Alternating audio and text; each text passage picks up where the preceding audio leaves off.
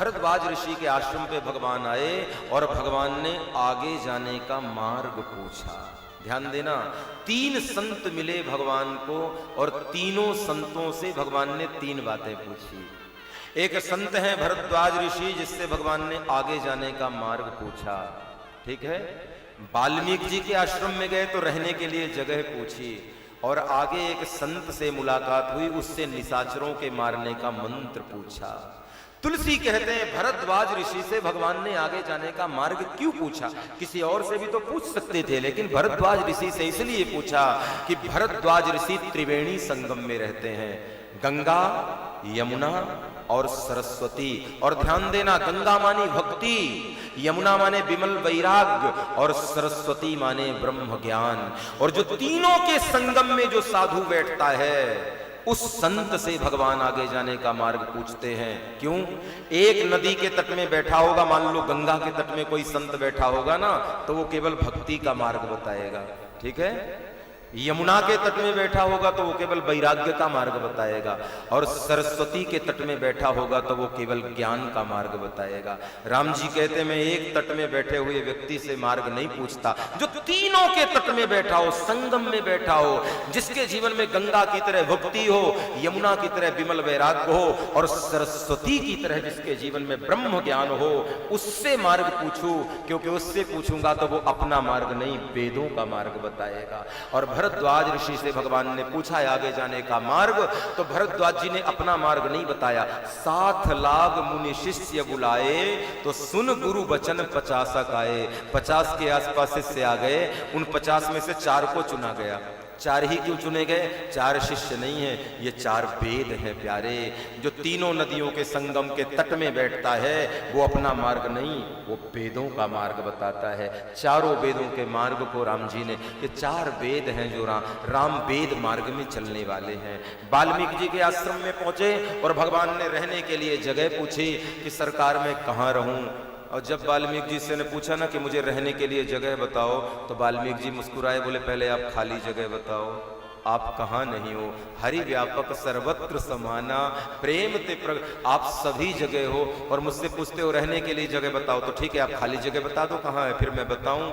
वाल्मीकि जी ने कहा सरकार सभी जगह तो आप ही हो, फिर भी यदि आप मुझसे बड़ाई देने के लिए पूछ रहे हो, तो जिनके श्रवण समुद्र समाना, कथा तुम्हार सुभग सर नाना, जिनके कान सागर की तरह गहरे हो गए हों, कथा रूपी नदियां भरे ही निरंतर हों ही न पूरे।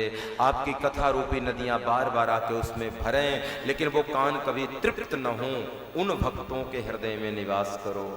कई बार लोग कथा 2-4 बार सुन लेते हैं और फिर कथा हो तो कहते हैं हमने बहुत सुन ली। नहीं भैया, जिनके कान कभी कथा सुनते सुनते तृप्त नहीं होते, उन भक्तों के हृदय में राम जी का वास होता है। वाल्मीकि जी ने बताया जिनके श्रवण समुद्र समाना, कथा तुम्हार सुभग सर नाना, भर ही निरंतर हों ही न पूरे, तिनके ही रघुपति ग्रह रूरे। लोचन चातक जिन करी राखे, रहाई दरस जलधर अभिलाखे। जिन्होंने अपनी दृष्टि को चातक की तरह बना दिया है, आपके आगमन की प्रतीक्षा करते रहते हैं। और सरकार जननी समझा नहीं पर नारी, धन पराय विषते विष भारी। जो दूसरे के स्त्री को माँ के समान मानते हैं, दूसरे के धन को विष से भी बड़ा विष मानते हैं, उन भक्तों के हृदय में निवास करो। तुम ही निवेदित भोजन करही, प्रभु प्रसाद पट भूषण धरही। आपको निवेदित करके जो भोजन करते हैं, आपको समर्पित करके नए वस्त्राभूषण पहनते हैं, उन भक्तों के हृदय में निवास करो। ऐसे 14 स्थान तर्पण होम करही विधि नाना, विप्र जिमाए देहि बहुदाना।